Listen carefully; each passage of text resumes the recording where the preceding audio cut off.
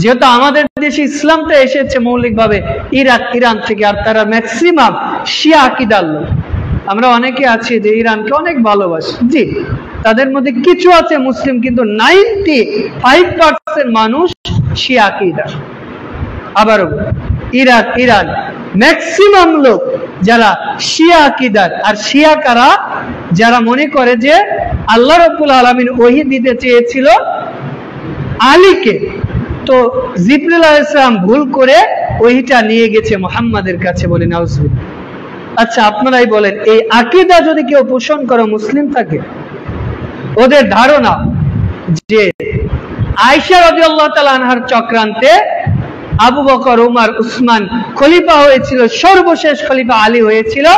অতএব তারা আবু বকর, উমর, উসমানকে গালিগালাজ করে, ইভেন তারা আয়েশা রাদিয়াল্লাহু তাআলা আনহাকে বলে জিনাকার, বলি নাউজুবিল্লাহ।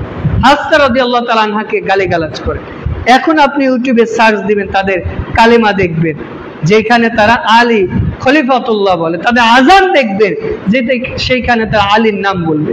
তারা সালাত দেখবেন আমাদের মতো তারা ওইভাবে সালাত আদায় করে না।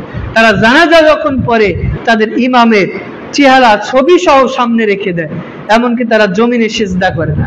তারা মনে করে যে জমিনে পাপী লোক দিয়ে ভর্তি, অতএব আমরা সিজদা করব না। তারা একটা পাথর তৈরি করে ওই পাথর বা উঁচু জায়গায় সিজদা করে। আমরা অনেকে শিয়াদের মুসলিম বলি, শিয়ারা তো মুসলিমই না, ওরা ইহুদির চেয়েও খারাপ। আবারও বলি, আমরা অনেকে শিয়াদের মুসলিম বলে দাবি করি। অনেকের কাছে কথা নতুন মনে হতে পারে, খারাপ হতে পারে। আপনি আজকে এখন যে খুতবা শেষে গুগলে, ইউটিউবে সার্চ দিবেন, তাদের আকীদা আপনি দেখে নেবেন।